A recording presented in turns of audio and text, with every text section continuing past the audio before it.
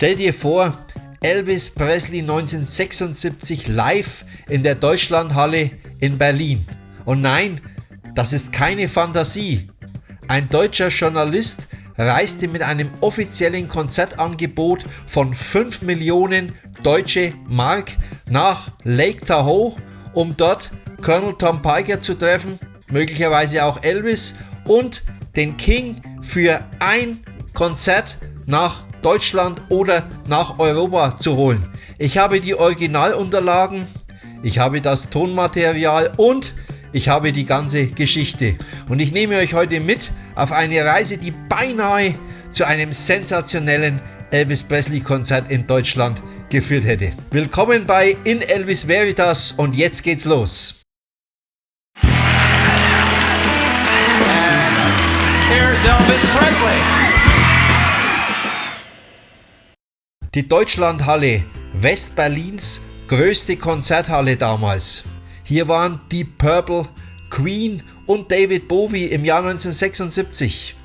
Die Halle war gebucht, die Idee, Elvis Presley 1976 dort auftreten zu lassen. Und der Journalist Mike E. Roger, geboren ganz in der Nähe von mir in Wunsiedel im Fichtelgebirge, er war mittendrin. Als offizieller Verhandlungsführer einer Hamburger Konzertagentur reiste er in die USA an den Lake Tahoe, um dort ein sensationelles Konzertangebot dem Management von Elvis Presley zu unterbreiten. Wir sprechen von einem Angebot von 5 Millionen deutscher Mark. Ich zeige euch hier die Originalbeauftragung, das Originalschreiben.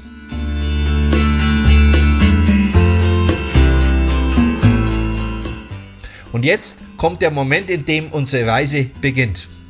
All das, was ich euch heute berichte, wurde in diesem wunderbaren Buch hier geschrieben von Mike Roger, Mike E. Roger, um genau zu sein. Ein Journalist, der eine Elvis-Biografie verfasste, und was diese Biografie von allen anderen Biografien unterscheidet, ist meiner Meinung nach gerade dieses sensationelle Kapitel. Als Mike Roger am Lake Tahoe angekommen war, da waren die Eindrücke für ihn überwältigend. Ich zitiere kurz aus dem Buch. In der Flughafenhalle verteilt waren mehrere Zeitungsständer aufgebaut und auf allen Titelseiten dieser Blätter stand in Großbuchstaben Sahara Tahoe, Elvis in Concert, all 14 concerts sold out, alle 14 Konzerte ausverkauft.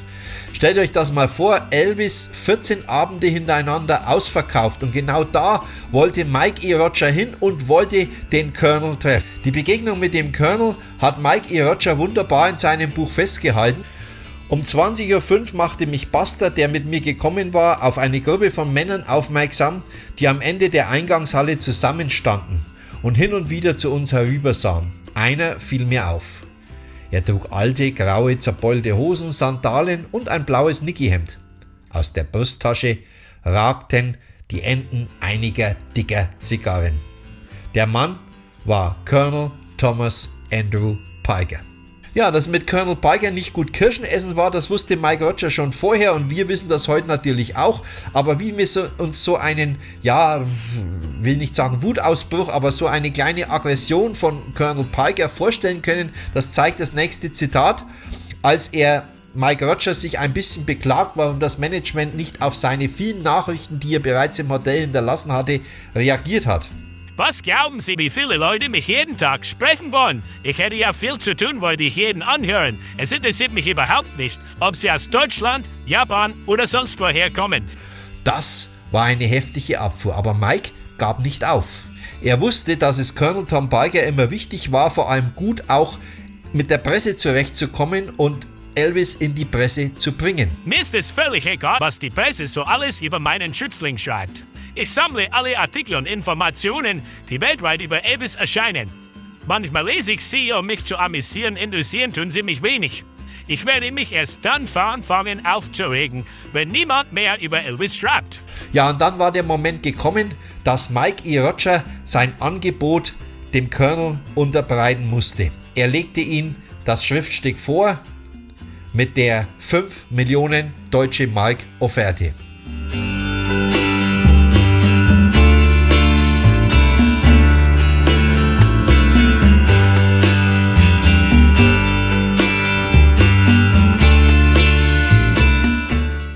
wie reagierte der Colonel? Colonel Tom Parker nahm das Schriftstück, las es sorgfältig, reichte es mir wieder zurück und sagte: This does not impress me at all. Das beeindruckt mich überhaupt nicht.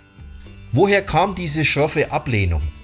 Wir wissen natürlich nicht die wirklichen Gründe, aber Colonel Tom Parker hat zumindest eine Begründung vorgegeben, warum er von diesem Konzertangebot, ein Konzert in Europa auf europäischem Boden, idealerweise in Berlin zu geben, warum er darauf nicht einging, denn für ihn war der Preis tatsächlich zu hoch. Das klingt jetzt schräg, klingt seltsam, aber Colonel Parker lieferte eine interessante Begründung. Bei dieser Summe, so fuhr Parker fort, müsse der Veranstalter die Karten selbst bei einer Riesenhalle für einen so hohen Preis verkaufen, dass sich dies nicht mehr mit seinen Vorstellungen einer akzeptablen Kartenpreispolitik decke. Parker erklärte mir, weshalb die Eintrittskarte bei Elvis Presley Konzerten immer zwischen 10 und $20 liegen.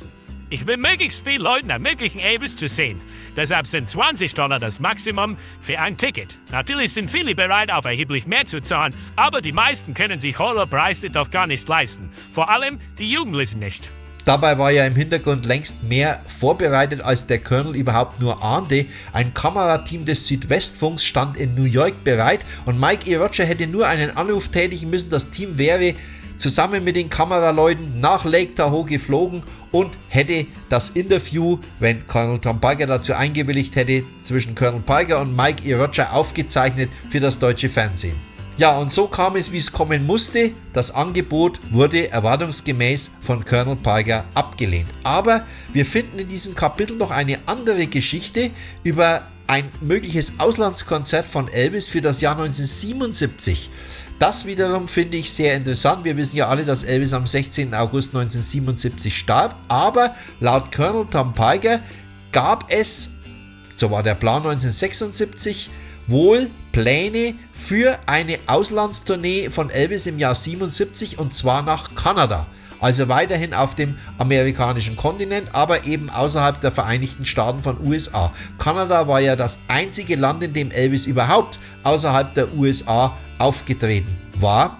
Und zwar im Jahr 1957 und seitdem nicht mehr. Also 20 Jahre später scheint Colonel Tom Parker diesen Plan nochmal gehabt zu haben. Aber wann, wissen wir nicht, denn bis in den September 77 hinein war alles geplant von Elvis. Und wenn, dann hätte es im Spätherbst 1977 oder gar im Winter stattfinden müssen. Möglicherweise war das aber auch nur ein Argument von Parker, um Mike Roger ein bisschen zu beruhigen bzw. ihm zu zeigen, dass es nicht darum geht, Elvis nicht ins Ausland zu bringen, sondern eben nicht nach Europa aus den von Parker genannten Gründen. Wir erfahren in diesem Buch noch eine weitere interessante Konzertidee, und zwar ein englischer Veranstalter hatte Colonel Tom Parker eine Offerte gemacht für ein Konzert von Elvis im überdachten Wembley Stadion in London. Dazu muss man wissen, dass der Veranstalter wusste, dass Elvis Presley auf Wunsch von Colonel Tom Parker nur sehr ungern in irgendwelchen nicht überdachten Arenen auftritt. So gesehen wurde ihm angeboten, im überdachten Wembley Stadion aufzutreten. Das wiederum lehnte Colonel Parker ab mit einer interessanten Begründung. Er möchte nicht Elvis vor mehr als 1000 Leuten auftreten lassen, denn die Leute sollen vorher auch noch was essen und trinken, also so wie das in Las Vegas oder auch in Lake Tahoe üblich war, und das wäre ja wohl in London nicht machbar, dafür gäbe es keine geeignete Location. Also das klingt wieder sehr nach einer Ausrede. Die andere Geschichte mit Deutschland, da kann man noch drüber streiten, aber das hier, ich weiß nicht, wie ihr das seht, schreibt es in die Kommentare, klingt für mich nach einer Ausrede von Parker.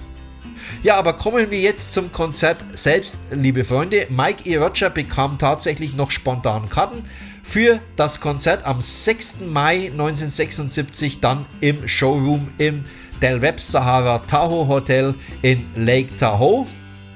Und er wurde Zeuge eines Konzerts, in dem Elvis Raritäten zum Besten gab auf Wunsch des Publikums. Und so erklangen zum Beispiel die beiden Songs Loving You und Young and Beautiful, beide Songs aus dem Jahr 1957, die Elvis so gut wie nie vorher live gesungen hatte, also absolute Raritäten. Und ich habe für euch diese beiden Songs, die jeweils von Elvis relativ kurz gesungen wurden, jetzt mit dabei. Es ist leider nur ein Publikumsmitschnitt. Ich bedanke mich an dieser Stelle bei Wolfgang Kammann, der mir die Dateien zur Verfügung gestellt hat und möchte sie euch nicht vorenthalten. Wir hören Elvis mit Loving You und mit Young and Beautiful, zwei absolute Raritäten.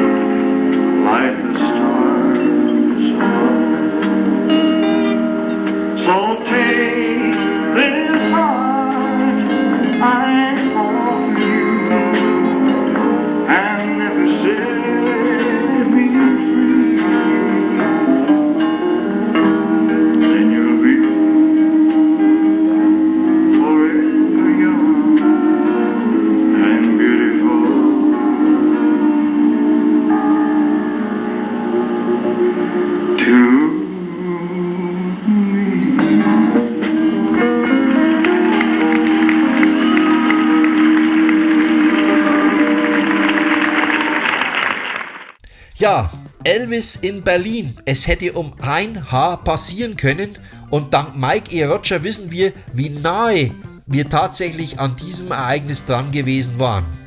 Was denkt ihr? Hätte Elvis Presley 1976 in Berlin auftreten sollen? Hätte er es überhaupt gewollt? Und wärst du in dieses Konzert gegangen? Ich bin gespannt auf eure Kommentare. Schreibt es unten wieder rein. Ja, wenn euch diese Geschichte gefallen hat und all die anderen Geschichten, die ich auf meinem Kanal schon gebracht habe, wie auch die Reviews und so weiter, dann lasst mir doch ein Like da und gebt mir ein Abo. Ich würde mich wahnsinnig drüber freuen. Denkt daran, in Elvis Veritas, die Wahrheit hinter dem Mythos. Long live the King. Bis zum nächsten Mal.